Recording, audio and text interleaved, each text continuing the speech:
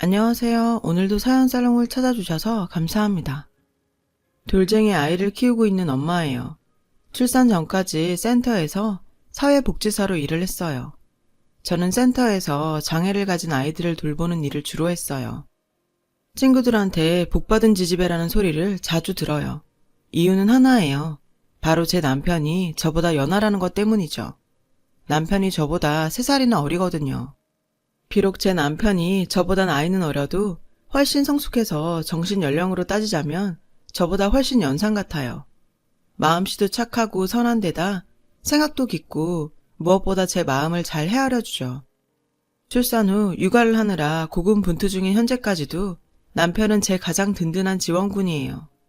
사업하는 사람이라 자신도 피곤할 텐데 육아와 집안일도 잘 도와주거든요.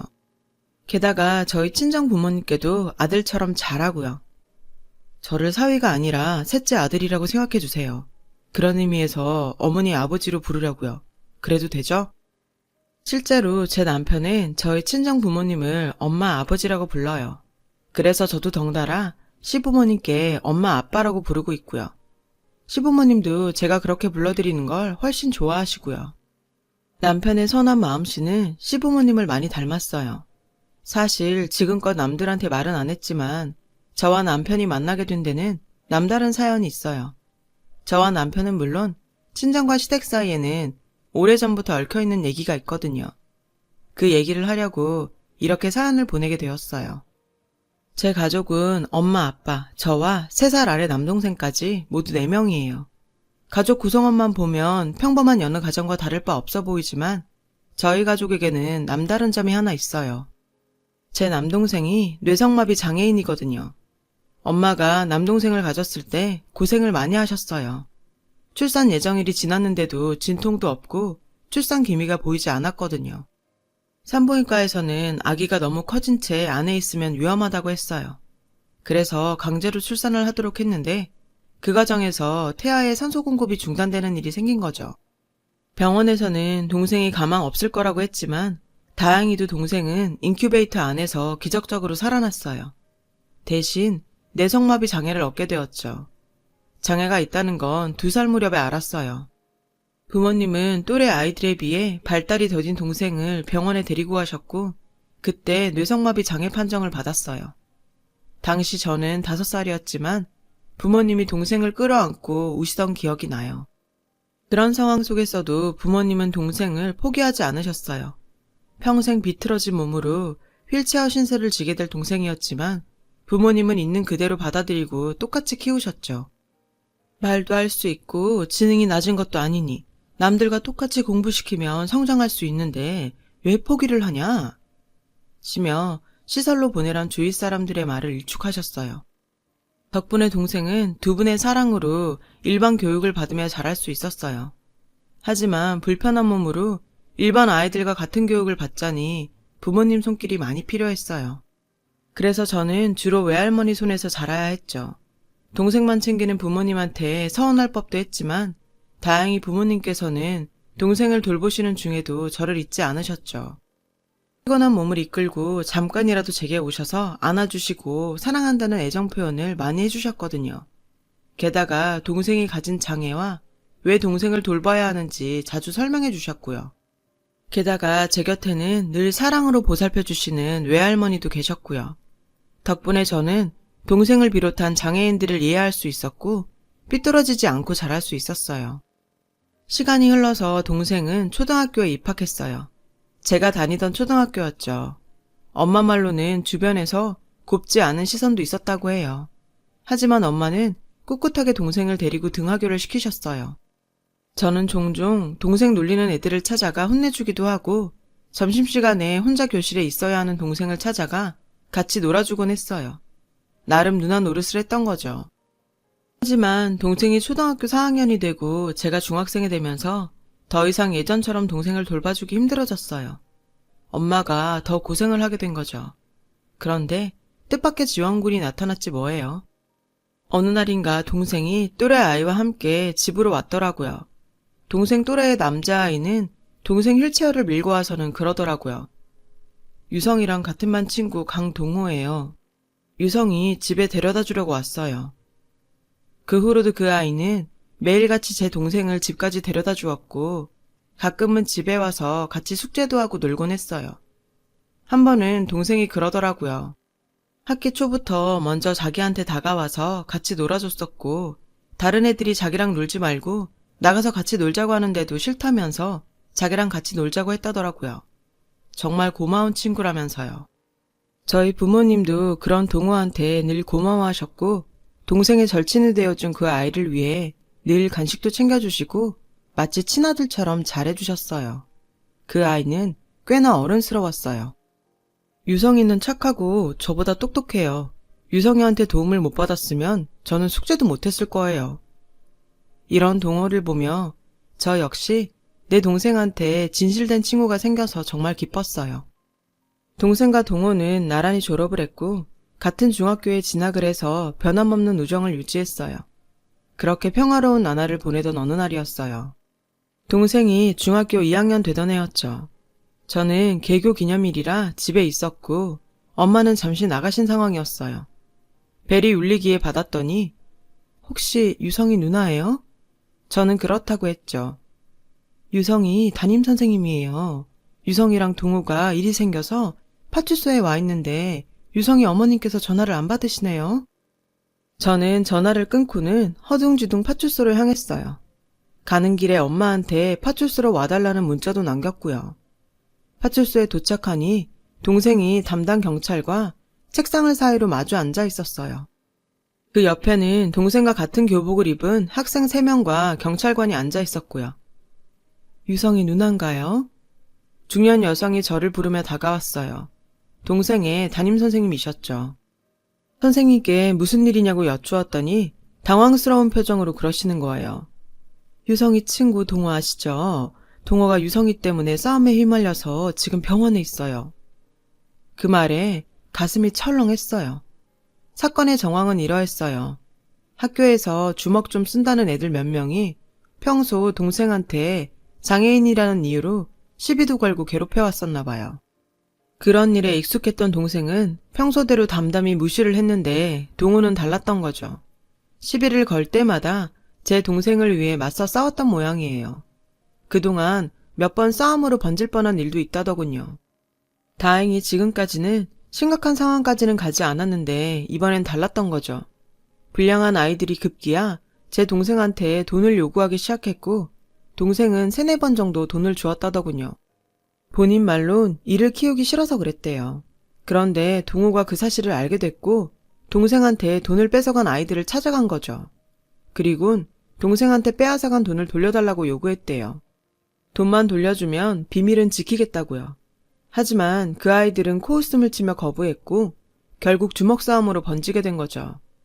평소 주먹질을 해오던 새 아이를 동호 혼자 어떻게 당해내겠어요. 선생님께 동호는 괜찮냐고 물었어요. 파출소로 달려오느라 아직 상태 파악을 못했다고 하더라고요.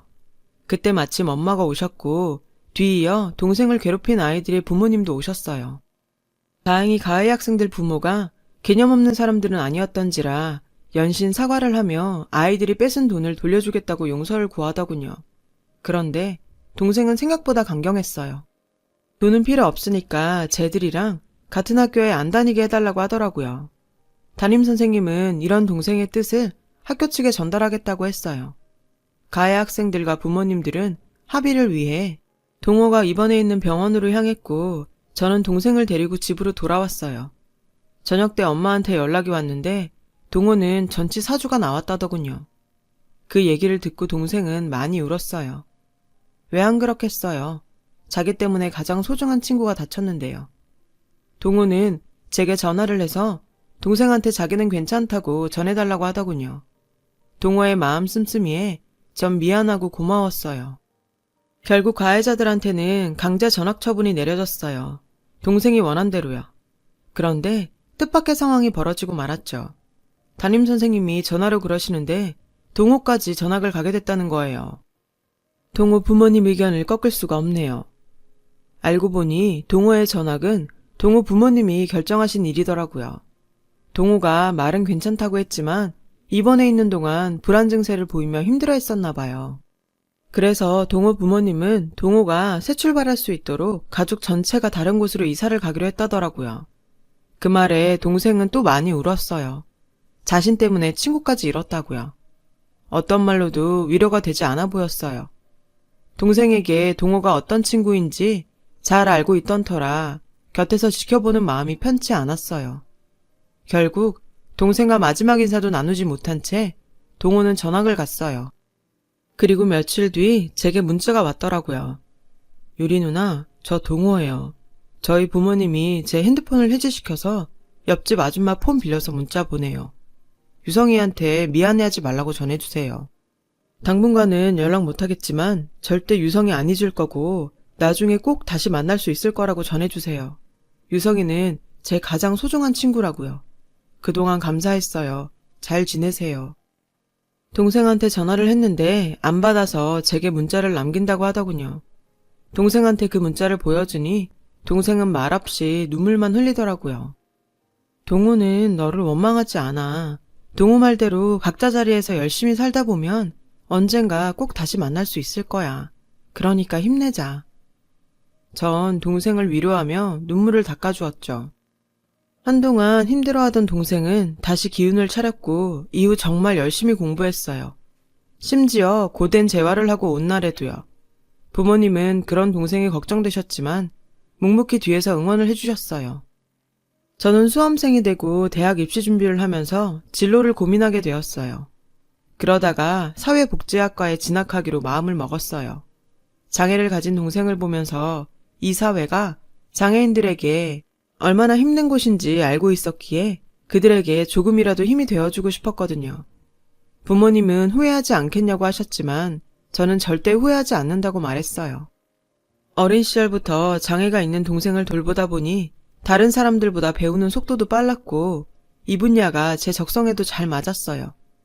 얼마 뒤 일반 중학교를 졸업한 동생은 고등학교는 장애인 특수학교로 갔어요.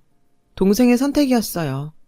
일반 학교에서 튀는 것보다 그냥 자기가 편하게 있을 수 있는 곳에서 공부하고 싶다더군요. 동생의 뜻에 부모님도 동의하셨죠. 동생의 진학을 위해 저희도 살던 동네를 떠나서 이사를 하게 되었어요. 3년 뒤 동생은 소프트웨어 쪽 학과에 합격했어요. 가족들 모두 기뻐했지만 특히 엄마는 감회가 남달랐죠. 동생은 대학에 가서도 자원봉사자들과 엄마의 도움을 받았지만 스스로 살아갈 준비를 조금씩 해나가게 되었어요. 저는 졸업 후 장애인 복지센터에서 근무하게 되었어요. 박봉이기는 했지만 내 손으로 번 돈을 저축하는 보람이 있고 부모님께 용돈을 드릴 수 있어서 좋았어요. 장애인분들은 저를 편하게 생각하시는 분들이 많았어요. 아마 동생을 돌보면서 얻은 경험들이 많은 도움이 된 것 같아요. 선생님이 해주시는 말에 힘이 돼요. 라는 말을 들으면 저도 행복하더라고요. 그러던 어느 날이었어요.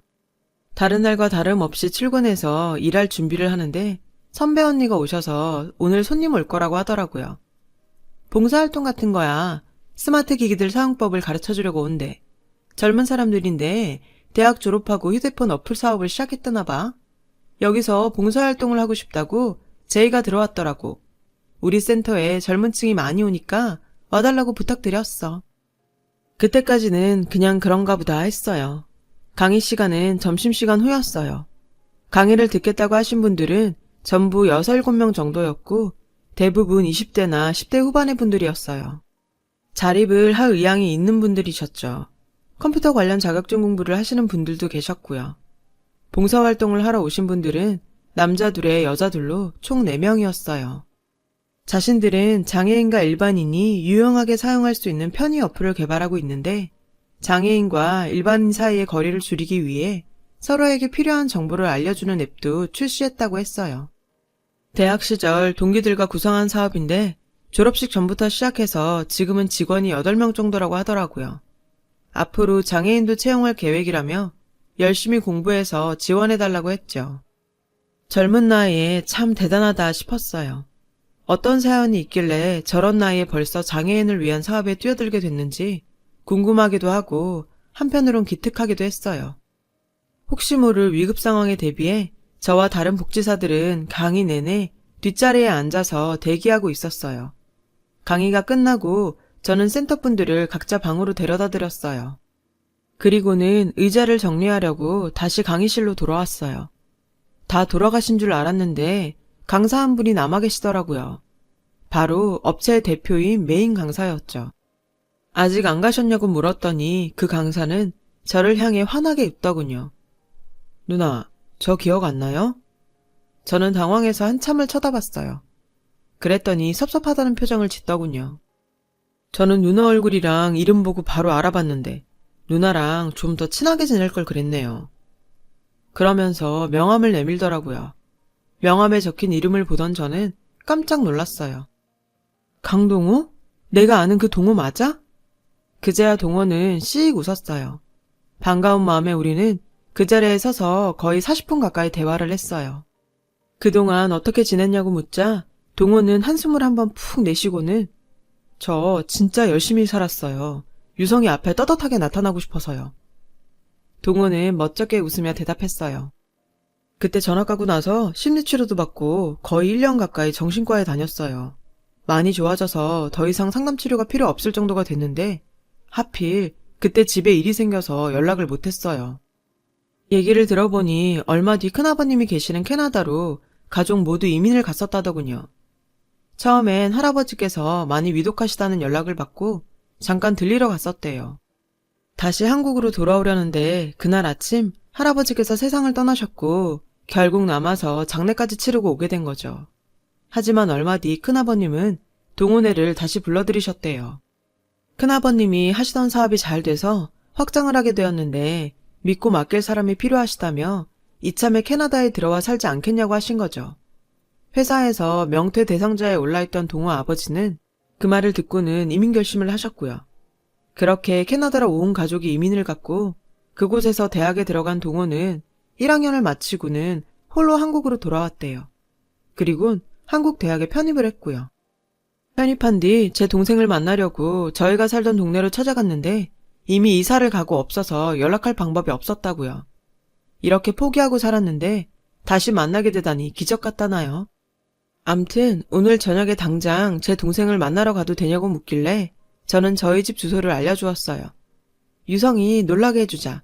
집 앞에 와서 나한테 전화해.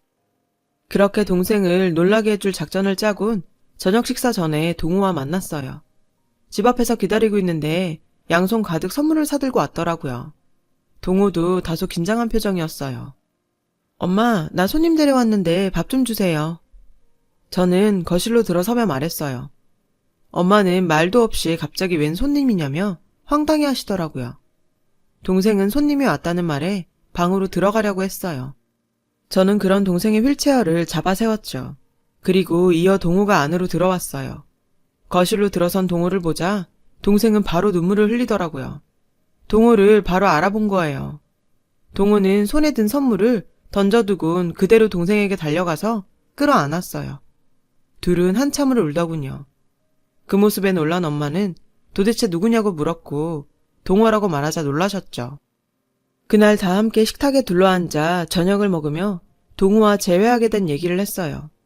동생과 부모님은 깜짝 놀라며 어떻게 이런 일이 다 있냐고 하더군요. 식사를 마친 동생과 동호는 방으로 들어갔어요. 그리곤 한참을 이야기꽃을 피웠죠. 밀린 이야기를 나누느라 거의 자정이 되어서야 동호는 집으로 돌아갔어요. 그날 동생은 오랜만에 환하게 웃으며 제게 고맙다고 하더군요. 누나가 그 센터에서 일하지 않았다면 동호와 재회할 수 없었을 거라고요. 그 후로 동호는 제가 일하는 센터에서 강의를 계속했어요. 강의 호응이 좋아서 센터 측에서도 동호를 많이 반겼죠. 동호는 강의를 하러 오는 날에는 어김없이 제 퇴근 시간까지 기다렸다가 저를 집에 데려다 주곤 했어요. 그렇게 시간은 흘렀고 드디어 동호의 마지막 강의 날이 되었어요. 그날 역시 동호가 절 집에 데려다 주었죠. 그런데 집 앞에 도착하자 뭔가 할 말이 있는 사람처럼 안절부절 하더라고요. 무슨 일이 있나 싶었죠. 그런데 동호가 불쑥 고백을 하지 뭐예요. 저 누나를 많이 좋아해요. 사실 처음엔 좀 부담스럽기도 했어요. 동생 친구고 게다가 연하라서요. 사실 저는 연하를 만날 생각은 해본 적이 없었거든요. 저 역시 동호한테 호감이 있기는 했지만 만에 하나 사귀다 헤어지게 되면 동생 눈치도 보일 것 같고, 그렇게 되면 어렵게 재회한 동생과 동호 사이가 전과는 달라질 게 뻔해서 걱정이 됐어요. 그래서 선뜻 동호의 고백을 받아들이기 힘들었어요. 한동안 고민을 하던 저는 동생한테 얘기를 꺼냈어요. 그랬더니 동생은 자긴 괜찮다며 동호는 좋은 애고 좋은 남자라고 누나한테도 잘할 거라 하더군요. 이러면서 적극 밀어주더라고요. 결국 동호와 저는 사귀게 되었고 제 걱정과 다르게 연애를 거쳐 결혼까지 이어지게 되었어요. 지금은 예쁜 아들까지 낳았고요. 현재 남편의 사업은 탄탄히 자리를 잡아가고 있고 동생은 학교를 졸업 후 남편의 회사에 취직해 소프트웨어 제작을 하고 있어요. 회사에선 대표와 직원이고 집에선 매부와 처남이 됐죠. 하지만 가장 큰 타이틀은 친구 사이죠. 저는 그동안 살면서 장애를 가진 남동생 때문에 잃은 것도 많았지만 덕분에 제 인생에서 가장 소중한 사람을 만날 수 있었어요. 동생을 통해 얻은 이 인연을 이제는 제 힘으로 지켜나가는 일만 남았네요. 지금까지 저의 남다른 가족 이야기를 들어주셔서 감사드려요. 여러분, 사연 댓글에 응원과 현명한 조언 부탁드려요. 좋아요와 구독은 저에게 큰 힘이 됩니다. 오늘도 좋은 일 가득하세요.